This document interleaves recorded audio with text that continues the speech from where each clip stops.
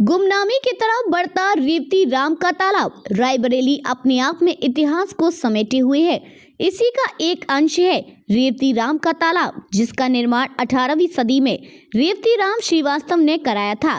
रेवती राम मुगल काल के बादशाह आसिफ दौला के कर्मचारी हुआ करते थे।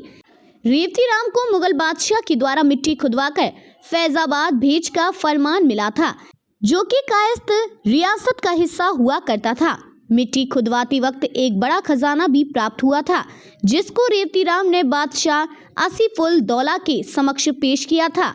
बादशाह ने रेवती राम श्रीवास्तव को यह कहकर खजाना वापस कर दिया कि मुझे मिट्टी की जरूरत है, यह खजाना आपकी किस्मत का है। इसी खजाने के कुछ अंश से रेवती राम श्रीवास्तव ने यह तालाब बनवाया, जिससे आसपास के लोगों को पानी मिल सके, और इसी रेवती राम तालाब में महिलाओं के नहाने के लिए भी स्थान बनवाया, जो आगे चलकर रेवती राम का तालाब के नाम से विख्यात हुआ। रेवती राम का तालाब राष्ट्रीय धरोहर होने के बावजूद भी इतिहास के पन्नों में आज तक कहीं दर्ज नहीं हो पाया।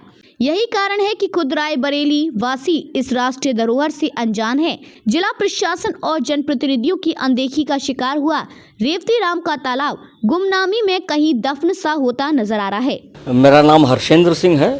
मैं रायबरेली की रियासतों में से एक चंदापुर रियासत के ही परिवार से हूँ।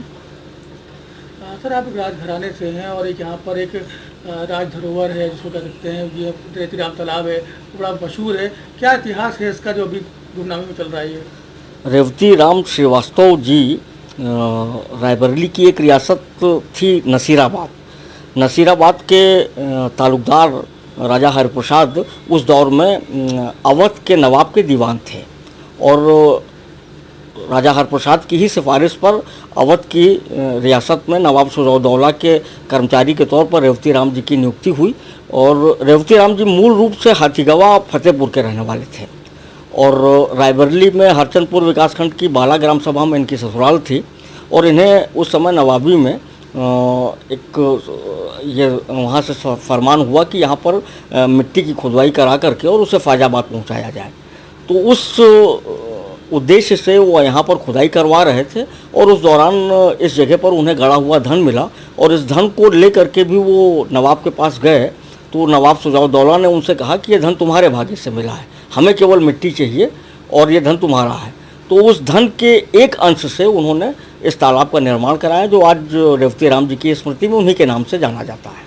तो किस सन में इसका निर्माण हुआ था और क्या उद्देश्य था इसका निर्माण करने का? उस दौर में चूँकि पानी की समस्या होती थी, आज की तरह से कोई विकसित समाज नहीं था, तालाबों और कुओं पर ही पेयजल की समस्या पर लोग आश्रित थे, और तो इसलिए उस निर्माण को कराया गया। और ये 18वीं सदी के आसपास में ये निर्माण हुआ, क्योंकि उस 18वीं सदी में 1822 से और 1878 तक का कार्यकाल जो है वो नवाब सुजाउद्दौला का है।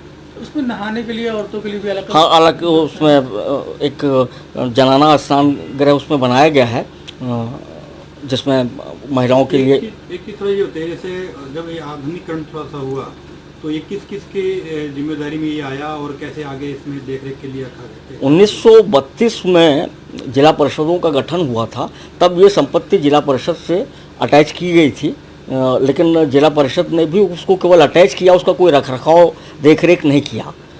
और फिर नगर पालिकाओं के गठन के बाद ये चूँकि शहरी संपत्ति थी तो नगर पालिका से जोड़ दी गई।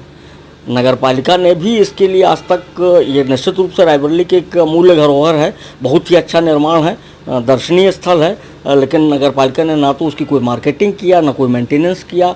बदहाली में रेवती राम तालाब आज भी है।